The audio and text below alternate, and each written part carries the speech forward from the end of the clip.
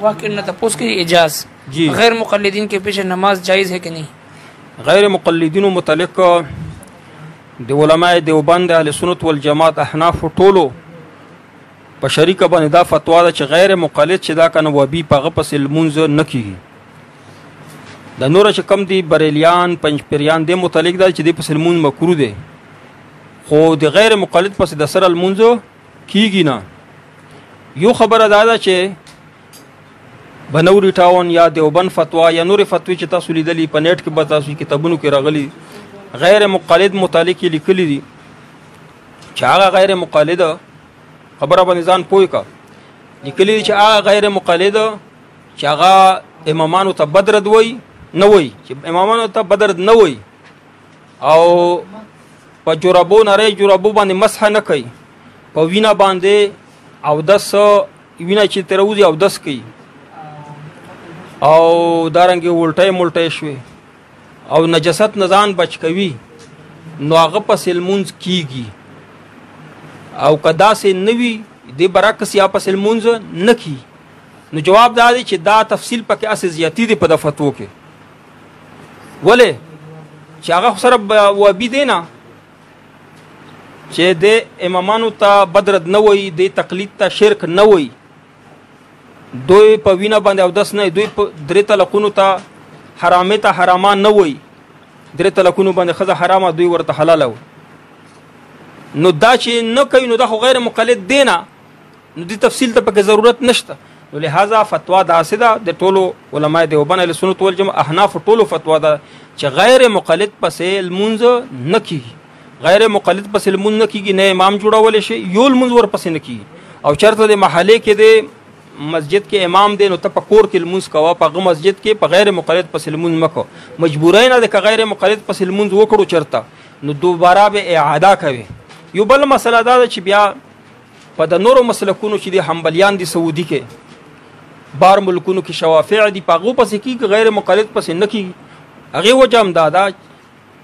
چې غیر مقلد سره چې کم عمل کوي هغه د دلیل په بنا باندې نه کوي هغه سره دلیل نشته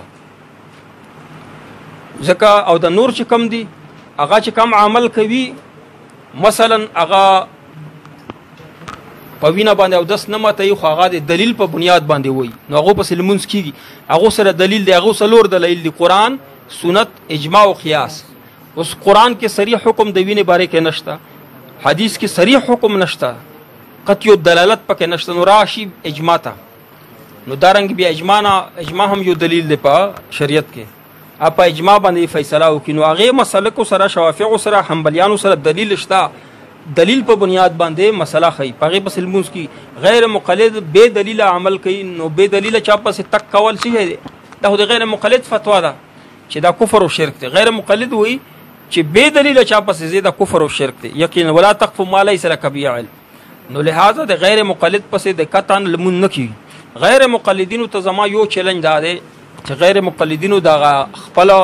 مسلک نه توبه او بس پورا اسلام کې داخل شه. دا ته قران کې الله سوالي ادخلوا فی السلم کاف بیا په قران کې الله درته خودلی چې پورا اسلام شه دی قران سنت اجماع او قیاس په دې کې داخل شته نیم منه او نیم نه مان دی الله باندې تاسو غیر مقلدین ته زما طرف نه یو چیلنج ده تاسو ته مخکې یو چیلنج درکړم چې یو مسله مفتبهی غیر مفتبهی د قران او حدیث خلاف راوخه لاک روپے او 10 کیلو کجوره والا تر اوسه پرې چا دا چیلنج قبول نکوز بل آسان چیلنج د غیر مقلدین چې یا خود غیر مقلدیت نه توبه وبسا او یا دا سه وکا چې یو غیر مقلد د انګريزانو د دورې نه مخکې وخه یو دنا دوا درېنا یو غیر مقلد وخه چې ترشوی په اسلام کې چې په اسلام کې غیر مقلدین ترشوی نه دي څنګه مسلمان شو کدوې مسلمان وې نو بیا انګريزانو نه مخکې به هم ترشوی کنه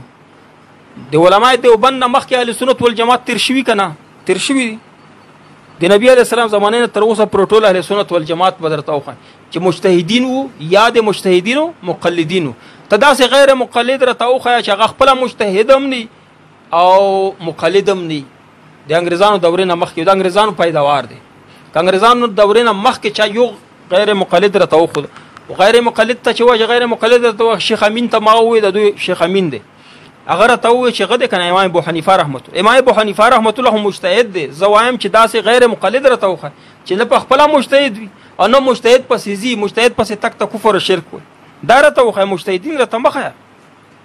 یا مقلدین ښه یا مجتهدین ابن تیمیه چې د احمد بن حنبل مقلد دی محمد بن عبدالوهاب احمد بن حنبل مقلد ته داسې غیر مقلد وښایه د انګریزانو دورې نه مخکې